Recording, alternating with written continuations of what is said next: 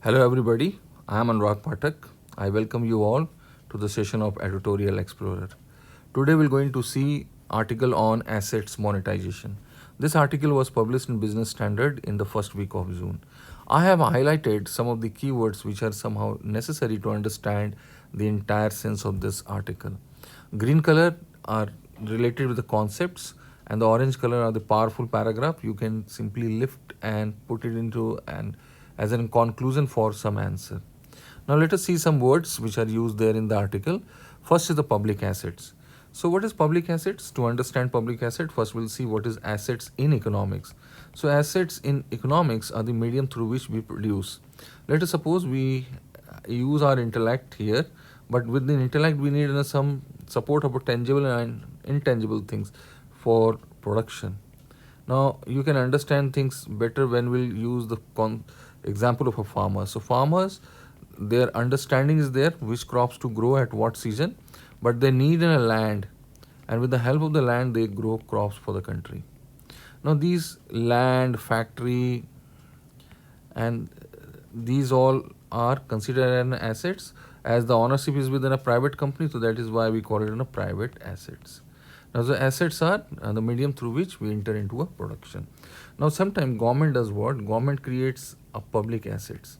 Now under public assets, investment is taken from CFI, Consolidated Fund of India. Now if the money is taken from the CFI, which is a public fund, the assets is considered as public asset. So these public assets are in terms of roads, airports, railways, power transmissions, line pipelines, shipping terminals, mobile towers, etc. Now these assets are owned by the government or public sector units. Globally, these public assets are considered as very important, crucial for economic growth, because better we have standard utilization and durability with these assets, accordingly we have progress in GDP growth rate. Now government is the intent to give some of the unused, underutilized assets to the private companies, so that their utility will improve and the benefit will be shared between the public and the government. Now there is a difference between assets monetization and privatization. Under assets monetization, government under structured partnership, that is a kind of a contract going to hand over that assets temporarily to the private entity, whereas in the privatization we give entire to ownership to the private entity. In the privatization, like a private company becomes either the owner or the partner of the firm. Now in this case, under assets monetization, the private companies will work as in a subordinate, is going to work as in a subordinate to the government, because ownership will remain within a government. Only their use management is there with the private sector. Now there is a basically a two motive for the assets monetization.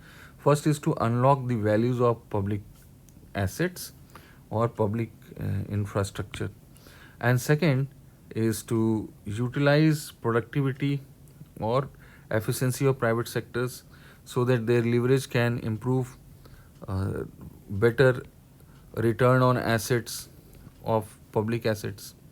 So for that, government has intent to develop one national monetization pipeline. It is a central portal where we have all details about the assets going to be published, so that the strategic investors or those who are intend to participate can come up with they can going to have an understanding about those assets, so that they can plan their future investment. This idea was given by Vijay Kelkar in 2012. Now in that article you will see the PSUs and other government agencies are finding some issues, because the assets monetization creating a risk of transfer of a core assets of government entities. Now what is a core assets? To understand the core assets, let us see what is core. Core is, for any concept or system, it is a central or basis or a fundamental arrangement where we have the seed of that idea, like it is a very important, where we have the crucial component is related, and if we have, and this core is connected with the entire system. If we have any damage to this core, that problem will translate to the rest of the system.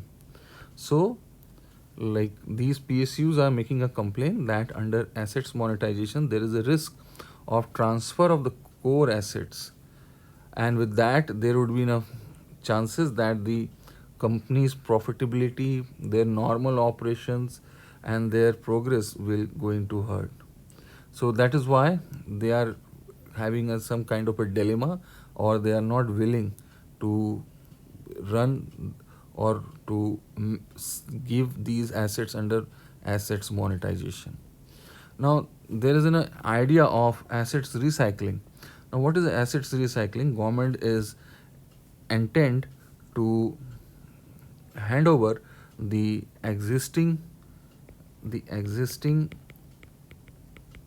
assets to the private company.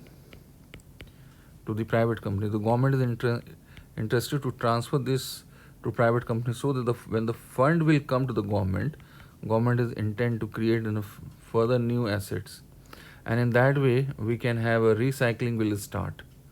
And the government will, next round mein government will going to give this to again to the some private entity, so that when the new fund will generate, it will going to reinvest into the further assets creation. So this much we have for that article. You can read and